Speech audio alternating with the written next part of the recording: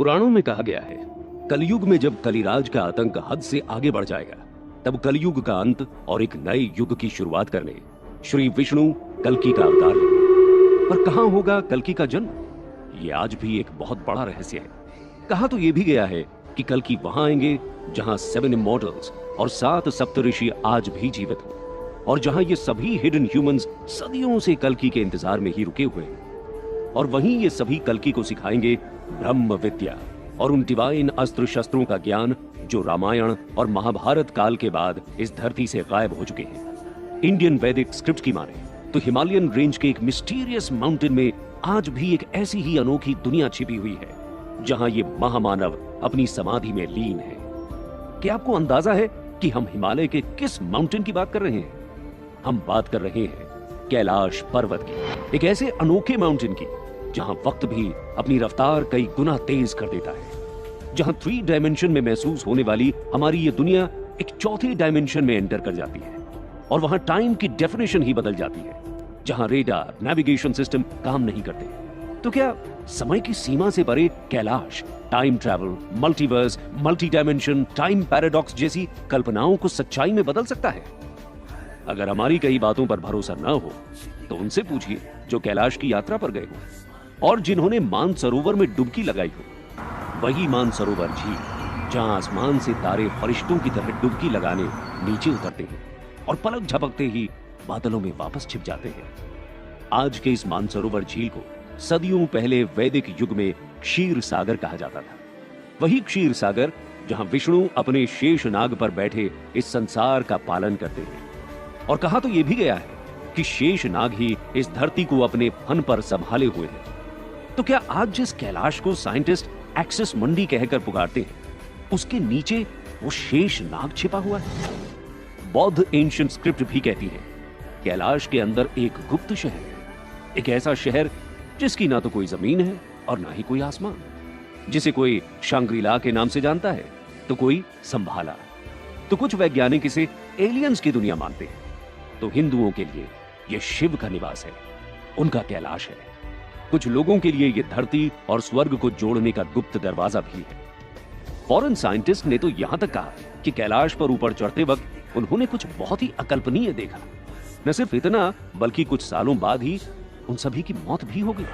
रूसी साइंटिस्ट ने यह तक कहा कि कैलाश एक पर्वत नहीं बल्कि ह्यूमन मेड पिरामिड है, बल्कि इस दुनिया का सबसे बड़ा पिरामिड है, और इन पिरामिड के अंदर से ही वो अजीब सी आवाजें सुनाई देती हैं। क्या है वैक्यूम पिरामिड का राज? नासा कैलाश पर्वत के किन रहस्यों को उजागर करती है? कैलाश में ही क्यों दिखते हैं ये हिम मानव? कहां रहते हैं महाअघोरी? क्या कैलाश के राक्षस ताल में आज भी राक्षसों और रावण जैसे महादानव की रूह घूमती है? क्या कैलाश पर्वत पर कंपास काम नहीं करते? क्यों अक्सर दिखते हैं यूएफओ कैलाश पर्वत के नजदीक? चमकते गिरते हुए सितारे और मिस्टीरियस आवाज के पीछे का राज क्या है? क्या एलियन सच में कैलाश पर्वत पर रहते हैं? और क्या भगवान शिव ही एलियन है? बौद्ध धर्म के अनुयायी और चीन कैलाश के अंदर किस नगर की तलाश में जुटे हुए हैं? क्यों चीन ने कैलाश को घेर रखा है? और क्या हुआ था गुंगे किंगडम के उन 1 लाख लोगों के साथ? क्या वो कैलाश पर जाकर गायब हो गए, और कैसे? कैलाश के हर एक राज से आज पर्दा उठने वाला है, लेकिन इसके लिए आपको इस कहानी को बहुत ध्यान से और पूरा सुनना जरूरी है। कैलाश पर्वत की हिस्ट्री और मिस्ट्री को समझने की तरफ चलने से पहले हमें कैलाश के जियोग्राफिकल लोकेशन के बारे में थोड़ा समझना बहुत जरूरी है। आपको यह तो पता ही होगा कि mount Kailash China occupied Tibet region में है।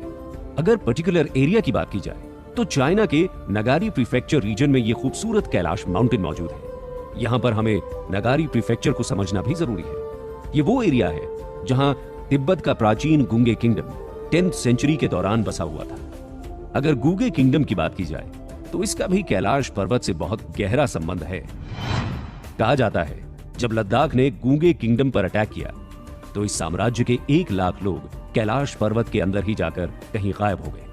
हिस्ट्री की किताबों में कैद गुंगे किंगडम और कैलाश की यह कहानी भी बहुत दिलचस्प है, जिसके बारे में भी हम आगे जरूर समझेंगे। पर अभी नजर घुमाते हैं कैलाश की हिस्ट्री की ओर। जैसे कि हम कैलाश रेंज की बात कर रहे थे, तो कैलाश रेंज, जिसे गैंगडीजी रेंज भी कहा जाता है, ये तिब्बत प्लेटो का एक फैला हुआ एरिया है। भारत से इस पर्वत की दूरी की बात करें तो इंडिया, नेपाल और चाइना के बॉर्डर से ये पर्वत सिर्फ और सिर्फ 100 किलोमीटर दूर है। और इसी कैलाश रेंज में दो बहुत ही इंपॉर्टेंट झील भी हैं, जिसे लेक मानसरोवर और लेक राक्षसताल कहा जाता है। इनकी हिस्ट्री भी कैलाश की हिस्ट्री की ही तरह बहुत ही मिस्टीरियस है।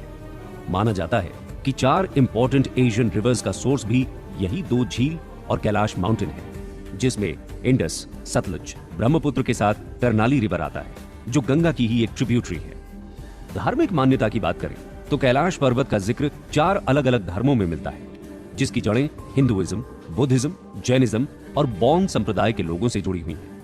इन 4 धर्मों के इतिहास में कैलाश पर्वत का जिक्र हमेशा से किया गया है। तो चलिए इन 4 धर्मों के नजरिए से कैलाश पर्वत के इतिहास को पहले समझने की कोशिश करें। अगर कैलाश पर्वत के नाम को समझने की कोशिश करें तो कैलाश शब्द संस्कृत का एक शब्द है, जिसका मतलब क्रिस्टल होता है। तिब्बत इंग्लिश डिक्शनरी की तरफ नजर घुमाएं तो भी कैलाश शब्द का मतलब क्रिस्टल है, और इसका ओरिजिन संस्कृत से ही बताया गया है। तिब्बती लोग कैलाश माउंटेन को गैंग रिनपोशे भी कहते हैं, जो कि एक चाइनीज शब्द है। इसका मतलब है बर्फ से ढकी पहाड़ी। जैन धर्म की बात की जाए तो हिंदुइज्म से ही आगे बढ़ा जैन धर्म कैलाश माउंटेन को कैलाश के नाम से ही जाना जाता है। अब बात कर लेते हैं बौद्ध टेक्स्ट की। बौद्ध रिलीजन में कैलाश माउंटेन को स्वास्तिक पर्वत के नाम से भी जाना जाता है।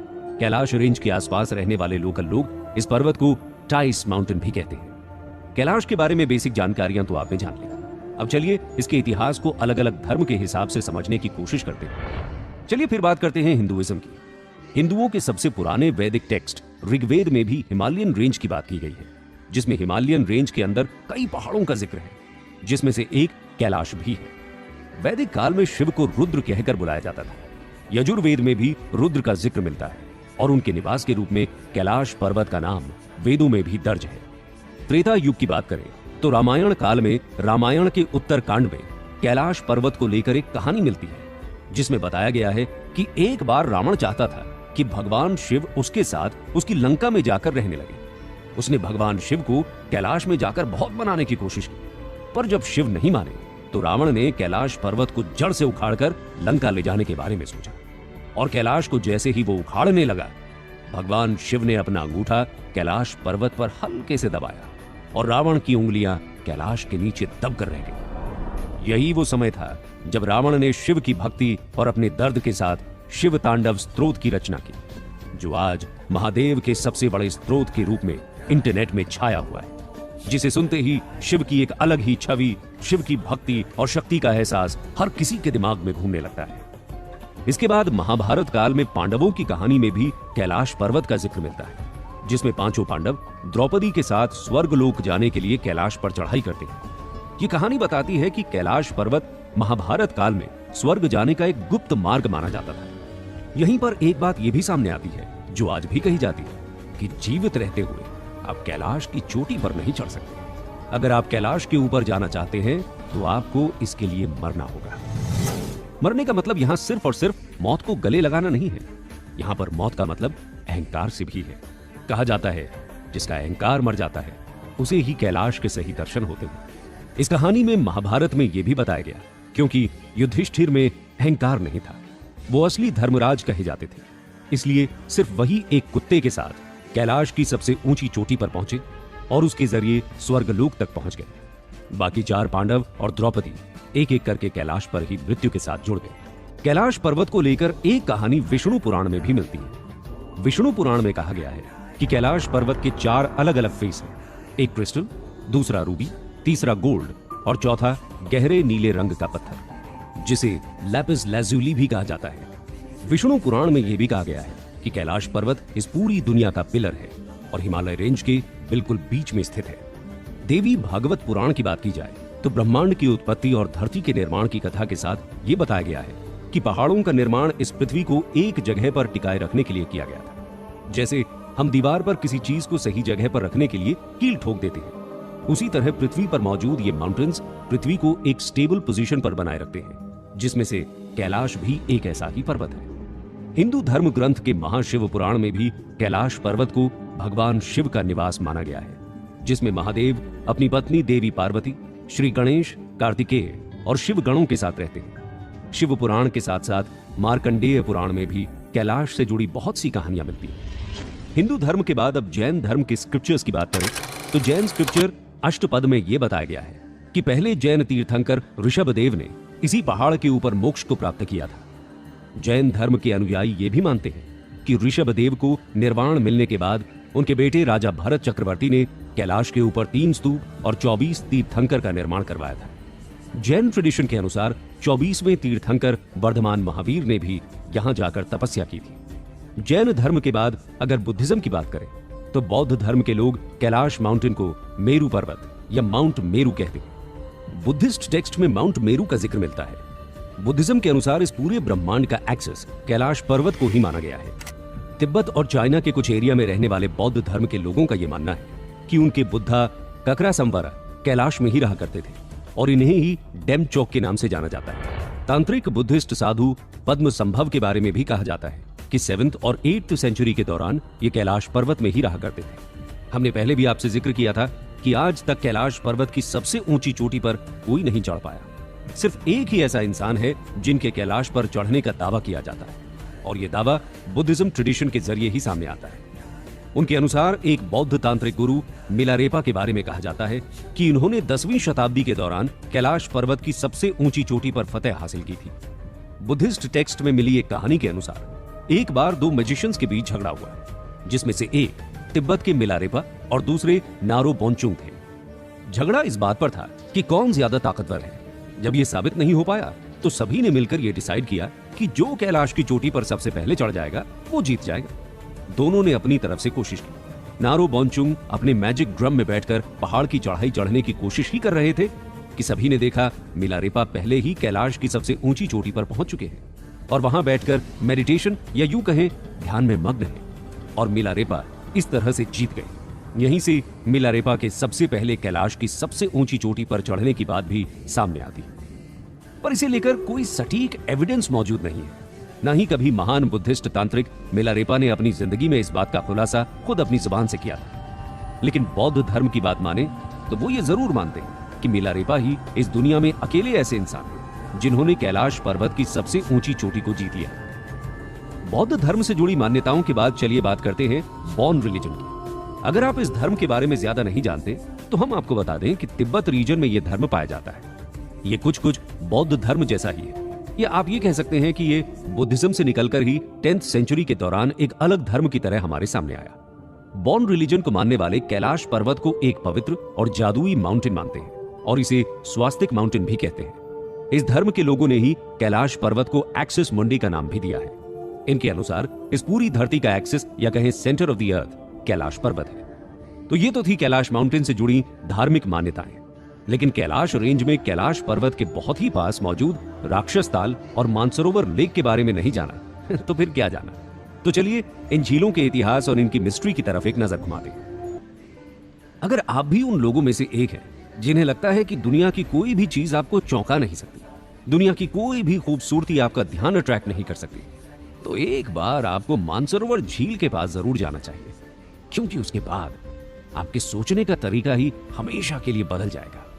मानसरोवर की लोकेशन की बात करें तो माउंट कैलाश से सिर्फ 35 किलोमीटर दूर कैलाश पर्वत के ठीक नीचे मानसरोवर और राक्षस ताल नाम की 2 झील है। यहाँ राक्षस ताल खारे पानी की झील है तो मानसरोवर का जल बिल्कुल मीठा है।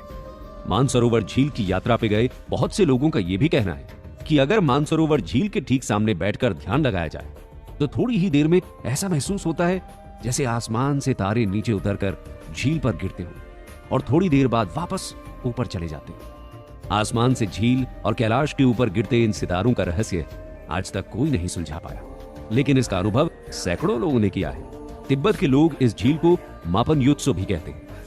हिंदू धर्म ग्रंथ की माने तो वैदिक काल में ब्रह्मा ने अपनी मानसिक कल्पना से इस झील का निर्माण किया, इसीलिए ब्रह्मा के मन से पैदा हुए इस झील को मानसरोवर झील कहा जाता है।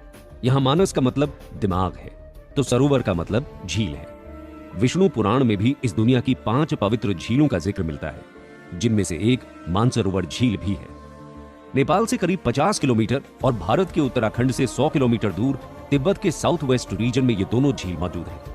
हिंदू धर्म में यह भी माना जाता है कि मानसरोवर सूर्य की छवि है तो वहीं राक्षस ताल चंद्र की छवि है। मानसरोवर झील का पानी छलक कर राक्षस ताल के लेवल को मेंटेन करके रखता है। हिंदू जहां कैलाश को भगवान शिव का निवास मानते हैं, वहीं पौराणिक ग्रंथ ये भी कहते हैं कि भगवान शिव ने ही मानसरोवर झील का भी निर्माण किया था और देवी पार्वती इस झील में स्नान करने आया करती थी। पौराणिक मान्यता ये भी कहती है कि आज भी इस झील के आसपास भगवान शिव और पार्वती घूमने आते हैं, इसलिए झील को सबसे पवित्र झील माना जाता है।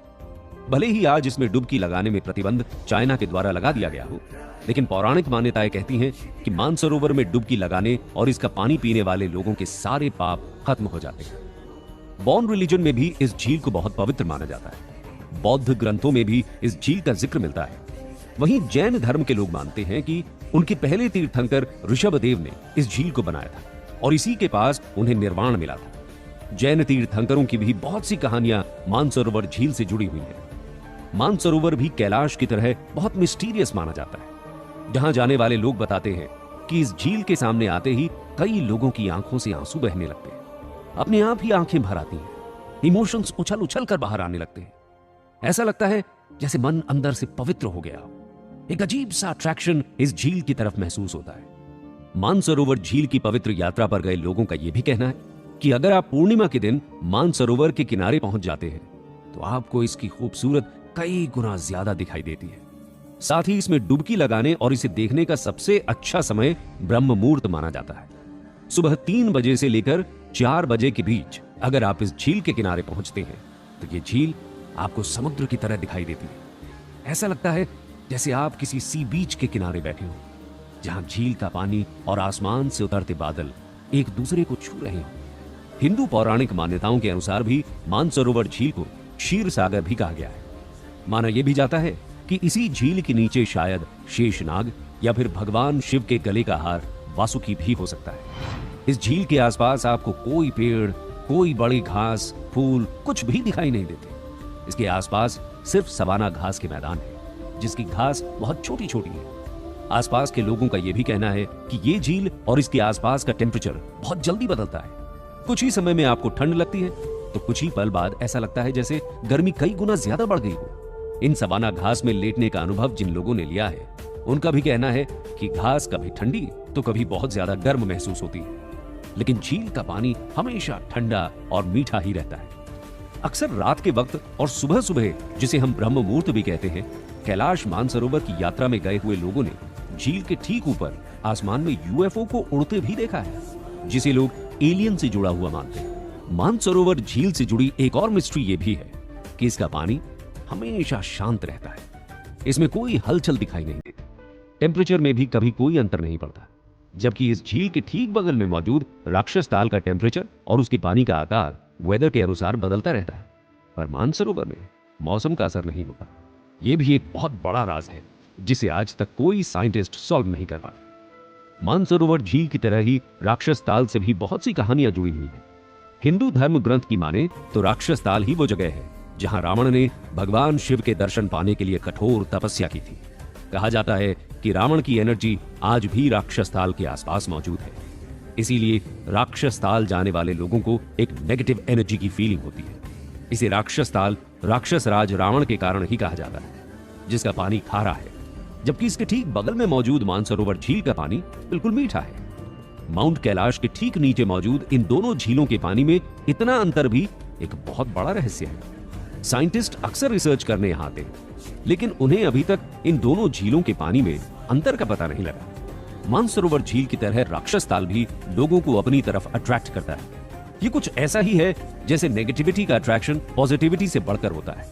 राक्षस ताल के आसपास जाने वाले लोगों ने अक्सर एक अजीब सा झुकाव इस झील को लेकर महसूस किया है। इस झील का पानी बहुत खारा है और इसके आसपास जीवन का एक भी निशान दिखाई नहीं देता।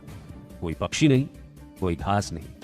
मानसरोवर में डुबकी लगाने से जैसे पाप धुल जाते हैं, वैसे ही राक्षस ताल में अगर आपने एक बार डुबकी लगा दी तो आपके दिमाग में नेगेटिविटी हद से ज्यादा सवार हो सकती है। साइंस भी राक्षस ताल के रहस्य को जानने के लिए हमेशा परेशान रहता है। साइंटिफिक रीजन की तरफ देखें तो साइंस का मानना है कि राक्षस ताल की गहराई एक तो बहुत ज्यादा है, करीब 150 फीट से भी ज्यादा। इसके साथ ही यहाँ कुछ ऐसे हार्मफुल नेचुरल गैसेस पाए जाते हैं जो हमें नुकसान पहुंचा सकते हैं, इसलिए भी इसमें कभी डुबकी नहीं लगाई जाती। आप राक्षस ताल के आसपास रावण की तरह बहुत से अघोरी, साधु और तांत्रिकों को मेडिटेशन में बैठे हुए जरूर देख सकते हैं। पर कहा यह भी जाता है कि अगर आपके दिमाग में आपका बस नहीं, आप बहुत जल्दी डिस्टर्ब होते हैं, तो आपको ज्यादा देर तक राक्षस ताल के आसपास नहीं रुकना चाहिए। इसलिए बहुत से लोग राक्षस ताल को एक नजर देखने के बाद तुरंत वहां से लौट जाना ही बेहतर समझते हैं। कुछ अघोरियों ने राक्षस ताल को लेकर यह भी कहा कि इसके नीचे की दुनिया बहुत बड़ी है, शायद ये समुद्र से जाकर मिलती है और शायद पाताल से भी। अब इसके पीछे की सच्चाई क्या है, ये तो शायद ही कोई बता सके। पर हर साल महाशिवरात्रि के दौरान राक्षस ताल के आसपास तिब्बती एक उत्सव भी मनाते हैं। क्योंकि उस समय ठंड बहुत ज्यादा होती है, इसलिए आम लोग इस समय मानसरोवर की यात्रा पर नहीं जा सकते। अगर आप एक नेगेटिव एनर्जी को फील करना चाहते हैं, आप नेगेटिविटी और पॉजिटिविटी के बीच का फर्क समझना चाहते हैं, उसे महसूस करना चाहते हैं, तो आपको कैलाश के नीचे बसे इन दोनों झीलों का नजारा एक बार अपनी जिंदगी में जरूर देखना चाहिए। कैलाश का अट्रैक्शन भारत, चीन, नेपाल और तिब्बत तक ही सीमित नहीं है। माउंट कैलाश ने विदेशियों को भी अपनी तरफ आकर्षित किया है और 1999 में ऐसे ही एक रशियन डॉक्टर कैलाश की सैर पर आए। डॉक्टर अर्न्स्ट मोल्दाशेव एक रशियन फिजिशियन, जियोलॉजिस्ट और हिस्टोरियन भी माने जाते हैं। ये एक एक्सप्लोरर भी हैं। माउंट कैलाश से जुड़ी कहानियां डॉक्टर मोल्दाशेव को रशिया से तिब्बत तक खींच लाई। 1999 में ये अपनी टीम के साथ तिब्बत पहुंचे। कुछ महीनों तक माउंट कैलाश के आसपास घूमने के बाद रशियन साइंटिस्ट इस नतीजे पर पहुंचे कि कैलाश पर्वत नहीं बल्कि एक मैन मेड पिरामिड है। रशियन डॉक्टर का यह भी कहना था कि कैलाश का यह पिरामिड कहीं ना कहीं गीजा के पिरामिड से डायरेक्टली कनेक्टेड है। इसी रशियन साइंटिस्ट ने एक और मिस्टीरियस स्टेटमेंट दिया। उन्होंने कहा कि यह कोई एक पिरामिड नहीं है, बल्कि सैकड़ों छोटे छोटे पिरामिड्स को मिलाकर माउंट कैलाश जैसा एक बड़ा पिरामिड बनाया गया है। और ये माउंट कैलाश अंदर से खोखला है। ऐसा पहली बार नहीं हुआ है। इससे पहले भी रशिया से बहुत से एक्सप्लोरर माउंट कैलाश की यात्रा पर आ चुके हैं। रशियन पेंटर निकोलस रोरेट भी कैलाश माउंटेन की इसी यात्रा पर रशिया से तिब्बत तक आए थे। उन्होंने इस पर अपनी एक किताब भी लिखी जिसका title the path to Kailash है। अपनी इस किताब में रशियन साइंटिस्ट ने कैलाश की अपनी पूरी यात्रा का जिक्र भी किया है। निकोलस ने अपनी बुक में वो कहानी भी लिखी है जिसमें इनके साथ कैलाश पर्वत पर ऊपर की ओर चढ़ने वाले बहुत से लोग अचानक गायब हुए थे। वो कुछ इस तरह से गायब हुए कि उनके होने और न होने की कोई निशान इन्हें दोबारा कभी नहीं मिले। निकोलस ने अपनी बुक में इस बात का भी खुलासा किया कि जो लोग उनके साथ कैलाश पर आधी चढ़ाई चढ़ने के बाद वापस नीचे उतर आए, उनमें से भी अधिकतर लोग अपनी जिंदगी एक डर में बिताने लगे। उन्हें कैलाश पर कुछ ऐसा दिखा था जिसका डर हमेशा उनके मन में सवार रहा और कुछ ही सालों बाद उन सभी की मौत भी हो गई। निकोलस की तरह ही रशियन डॉक्टर मोल्दाशेव ने भी कैलाश रेंज में अपना बहुत सा वक्त बिताया है। ये बताते हैं कि इन्होंने तिब्बत के धर्म गुरुओं से इस बारे में बातचीत भी की और बहुत से धर्म गुरुओं ने यह भी बताया कि कैलाश पर्वत के आसपास या उसके नीचे कुछ छोटे छोटे पिरामिड जैसे स्ट्रक्चर दिखाई देते हैं। कुछ धर्म गुरुओं ने रशियन साइंटिस्ट से कैलाश पर्वत के नीचे सैकड़ों गुफाओं के होने की बात भी की। अपने अनुभव के बारे में बताते हुए मोल्दाशेव ने अपनी किताब में इस बात का भी जिक्र किया। जब कैलाश पर्वत के नीचे एक बार वो अपनी टीम के साथ रात के वक्त कैंप लगाकर आराम कर रहे थे, तब उन्हें माउंट कैलाश से अजीब अजीब सी आवाजें निकलती हुई सुनाई दी। ये आवाजें कैलाश के आसपास से नहीं बल्कि कैलाश पर्वत के अंदर से आ रही थी। इसके बाद साइंटिस्ट ने अपनी रिसर्च और लंबे समय तक जारी रखी और उसके अनुसार उन्होंने कहा कि कैलाश अंदर से खोखला है, इसके अंदर एक अलग दुनिया है और ये आवाज वहीं से आती है। मोल्दाशेव ने यह भी बताया कि कैलाश के आसपास के स्ट्रक्चर को समझा जाए तो ये ट्रिपल स्ट्रैंडेड डीएनए की तरह है, जिसका स्ट्रक्चर पिरामिड की तरह है, जो बिल्कुल गीजा के पिरामिड जैसा ही है।